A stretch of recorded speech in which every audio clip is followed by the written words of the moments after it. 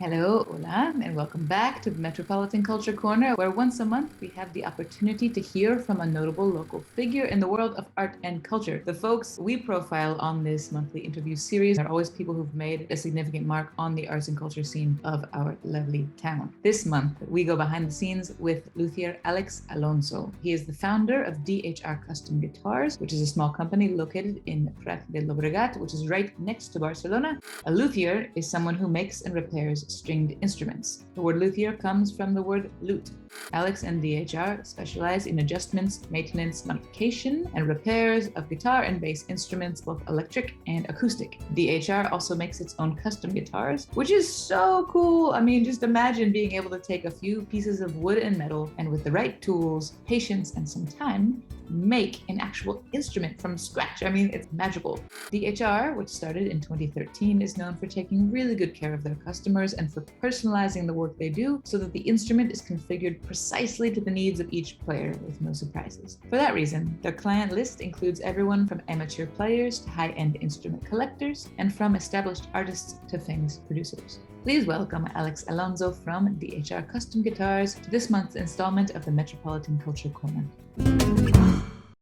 It's not the work best paid, but it's my job and it's the job I choose, and I'm proud of it. With all the difficulties, with all the headaches it provokes to me, but it's nice. I encourage to everybody to go for your dreams and not to wait that come a big company to save your life and offer you the job of your life. Before this, I worked in a lot of jobs, in construction, in technologies, waiter, in bars, but no one of these jobs is nicer than work in that thing that makes you feel useful and makes you feel as you are doing something for people. At the end, 80% of my work is solve the problems of the musicians with its instruments, no? And help people to play better. It's nice. Welcome. Thank you. So before you were a luthier, you started out as a musician. How did you begin playing music in the first place? I began to play guitar when I was 13 or 14 at home, and I started to play electric guitar about 16, more or less. At the end of 90s, I met some guys who have a band, Red Room, like the forbidden room of the Shine, no?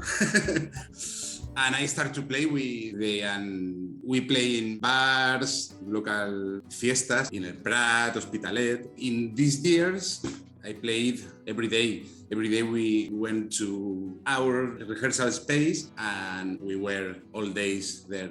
I didn't know that the guitar needs maintenance, is correct? It's not like when you buy a car, they explain you have to bring the car to the mechanic periodically, you know. But with the guitar, you don't know this. And playing every day, 2 years later, more or less, my guitar was absolutely in very bad condition to play. No? This moment, I get the conscience of the guitar needs some maintenance and some care. I always was very manitas. I like to repair things, to disassemble and dismount everything that not works, no, and try to repair and to give life again. I started in this moment about the year 2000, more or less, to take care of my guitar. And I discovered a passion. It was very fun for me, you know, get my instrument in a good condition, in the way that is more comfortable for me to play. It was my beginning. Did you have a teacher or a mentor, somebody who helped show you how to maintain and repair guitars, or did you just figure it out on your own? 19% at my own. There is a lot of information in internet. You have to know how to filter this information, because writing in internet is free and everybody can do it. There are a lot of forums in USA. The little English I know is from this. There are some very interesting books, always in English, always from United States because the electric in United States is folklore, is natural there, no? I started to buy old instruments, broken instruments, cheap, and repair. I do a lot of experiments. Changing frets, changing pickups, electronics, cutting here, gluing there. With the years, some friends start to trust me their instruments, and more or less at the end of 2013, some friends encouraged me to get paid for these works. At the end of 2013, I create DHR, my workshop, in a room at home, and this is the beginning of my workshop. Here. It's very cool that we get to see where you work. What did that feel like the first time you had a real paying client who said, here's some money, fix my instrument? Were you nervous? No, nervous, no. I was in panic, absolutely. I remember it was a Tokai Love Rock, the version of the Les Paul of Tokai. It was a very expensive guitar. The client or the customer bring me two pickups. Kingman, very expensive. It was a responsibility to do my best. It was exciting. I was very happy too, but it was a responsibility. Yeah. For people who don't know what goes on in your workshop every day, or who aren't musicians or aren't familiar with what you do, what is an average day like in your workshop? I came to the workshop early at the opening hour to do some things in a quiet environment without the phone ringing and without have to answer, and organize a little the day. At 10 o'clock, more or less, usually there is people here, some customer bringing an instrument. I explain to the client what the instrument needs to be played in the way he wants to play. All the day is 50-50 more or less, sending clients, phone, mails, WhatsApp, and people who came here. And the other part of the day, I in the workshop, fixing instruments, adjusting, doing setups, changing strings only sometimes. Sometimes, a lot of times, I have to find the way to solve some problem that I never faced before, and I have to ask some colleague or to look in internet information, finding spare parts to replace some broken part in an instrument. It's a lot of attending people my day, not only working with tools in my hands.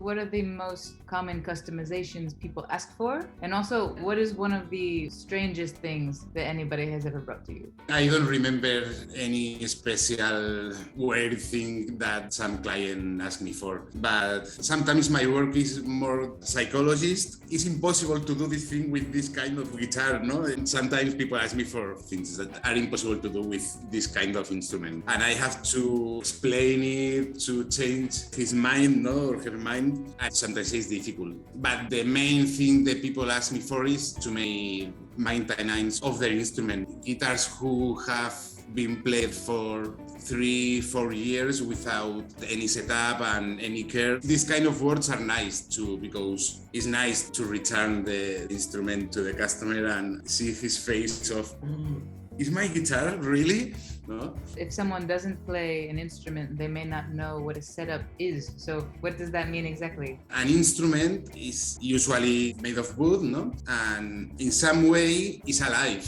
Is sensible to the changing of weather, humidity. It's always in vibration, vibrating, no? With the playing, with the time, it moves. The metallic parts get rusting. The finish get worn and the frets get worn too, and sometimes it can reach a situation where it's impossible to play with a good sound. The electric guitar and the electric bass have a lot of adjusting points. Adjusting the instrument is to correct all these setup points to return the instrument to a good point of playability. Like you said, like a car, you have to make sure the engine is working, but being able to do all these pretty amazing things, like knowing by looking at an instrument what it needs, adjusting it, still, it's a very big step to go from fixing an instrument, from replacing a broken piece, to creating an instrument from scratch. So when did you make your first guitar, and what is the process like? The first guitar I made was a lot of time ago. When it's for me, the process is nice, but not so nice as when you make a guitar for a client, because when you make a guitar for a client, you write all the specifications the client wants, the shape, the scale length, the kind of frets, and get a piece of wood, start to work it. And I always send photos of the process to the client, and I have a constant feedback with him. And when at the end you have a new guitar, you have something physical at your hands that only was in the mind of the client. And when you give it to him, it's a nice moment, it's very nice. Do you feel like it's like your baby? Yeah, I feel like it's our baby. Aww. Okay. It's so sweet. And it's very nice too when 2 years later they bring back to you the guitar to make a revision and a new setup and to change the strings, etc. It's a relationship very personal with the customer. How long does it take to make an instrument? Depending of the instrument. If it's a standard instrument like a Telecaster or Stratocaster, it's easier to do it because it's easier to find templates, blueprints. The pieces you have to install in the guitar are more standard. It's cheaper and faster to do it. But if the guitar needs a different scale length, non-standard or something like this, it's more difficult, it's more slowly and a little more complicated. In the worst case, I can spend between 5-8 months. So it is like a baby, yeah. It's like a baby. I read on your website that it says you work with transparency and without surprises. What does that mean for your clients? What kind of surprises would there be when you take your instrument to a luthier? Well, sadly, it's usual to bring your guitar to a luthier or a guitar tech, and when you get back your guitar, the guitar tech do things that you didn't ask for it, okay? And it's disappointing this, no? Because it's your instrument, you have a relationship, emotional sometimes with your instrument, no? All the things I do in an instrument, I'll do always asking first to the client. If you bring your guitar to me to do a change of strings, for example, but when I'm changing the strings of your guitar, I see something that have to be repaired, I always call the client, I record a video and send him by WhatsApp or something like this. I propose solutions, and always is the client who decide that I do in her instrument. No? Is it difficult to make a living as a luthier in Barcelona? Well, in Prat, in the Barcelona area. It's more or less, no, it's not easy. It's not easy. It's not easy. It's not a work that made a lot of money, like a doctor or a dentist. Well, okay? You look a little bit like a dentist with all these tools behind you, you know? Sometimes a customer is a guy of 10 years old. I can charge 100 euros for doing things because he can pay. And there is some people who do this work illegally, no? In black, cheaper than a person who have to pay taxes and who have his business legally, no? It's difficult to find the way to have competitive prices in the market, to pay your taxes and to fill the fridge. It's not easy. Sometimes I think that I don't try the correct job. Because it's not easy. It's very romantic, it's very emotional. You meet a lot of interesting people, but it's not easy. Like a musician, I live from the musicians, imagine. Yeah, that's a good point. It must not be an easy job then. So that's the difficult part, the economic side of it, as well as, of course, facturas and accounting. What is the thing that you love the most about your job? What's the best part? It's true, as you say, that my profession, my job is guitar tech. But when you work by your own, you have to do two jobs, two professions, economist and your own profession. No? It's the worst of work by yourself. The best, the most I like is, as I told you, when you return an old instrument repaired or restored to a client and he sees his face, no? It's very nice. It's very nice when you made a quotation at the beginning and he or she said, oh, it's expensive, no? And when get back his instrument, he said, it's not expensive, no? It's a just price, no? It's a good price. Or when you give a new guitar, it's a very nice moment to see 40 years old men with baby face. Oh, my guitar, no, it's very nice. You also offer workshops to train people who want to learn to make their own repairs. You appraise vintage instruments. How do you know how to teach these things, as well as how do you know how to accurately appraise vintage pieces? That's very different from being able to fix or build an instrument. I teach taller in Spanish. I made workshops with a few people here in my workshop.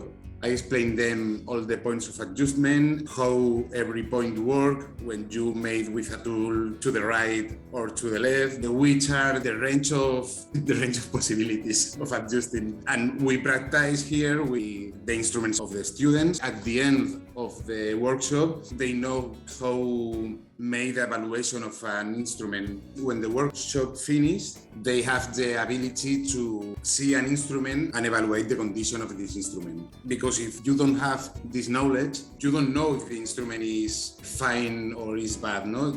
You play it and this is it. But when you have this knowledge, you can modify the stop points to get the instrument to a good point of reliability. About the vintage instruments, it's not easy. The main thing is to recognize when an instrument is fake. There is a lot of imitations. If you don't have some knowledge, it's easy to buy an instrument that is not the real thing. It's not easy to decide the price of an instrument if you don't know where to find the information, the serial numbers, years of production, know which years were the good production years of some Luthier or factory, no, as Fender or Gibson. It's not the same Les Paul of 1987 or 1992, no? If you find a 59 Les Paul, it's a diamond. A 59 Les Paul or 65 Stratocaster are el santo grial, no? A holy grail, yes. Holy grail. You have a guitar behind you right now and all these tools and things. So what are you working on right now? Are you constructing any guitars, or is that a guitar you're fixing, or what's going on back there? I'm making two guitars now, two Telecaster-based guitars, no? But are getting painted, both guitars. I think that next week I'll have the necks and the bodies painted. I have all the hardware, the pickups, and only need to recover the bodies and the necks to start mounting and adjusting to. If all goes right, at the end of next week, I will be finishing these two works. Now I'm doing some setups and some maintenance in guitars of customers, and I'm finishing the new web on internet. Like you said, two jobs, right? You make the guitars, you fix the guitars, and then you have the website and the business part of it. Yeah. Yeah, I'm really happy that we got a chance to talk to you, and also especially in your workshop, because in the world of art and music and culture, there's all these really interesting people who do jobs that people have no idea about. The guitar player or the band or someone sees on stage, they don't think about somebody set up that guitar and made that playable for this person. So that's why it's so cool that we got to see a little behind the scenes. Thank you for talking with me. Thank you. Sorry. Thank you very much. Thank you very much, Alex, and thanks to all of you for tuning in to the Metropolitan Culture Corner. As always, if you've missed any of the interviews over the past nearly 2.5 years that we've been doing this, they are all on Metropolitan's official YouTube channel and also available in the form of a podcast on their SoundCloud page. Next month will mark the 30th video in the series. Can you believe it? We could not be more excited to welcome a special guest to mark the occasion. She is a revolutionary journalist with both a doctorate and a punk rock outlook on life. So, tune in next month for our 30th episode, and in the meantime, please keep supporting local art, music, and culture wherever you may be.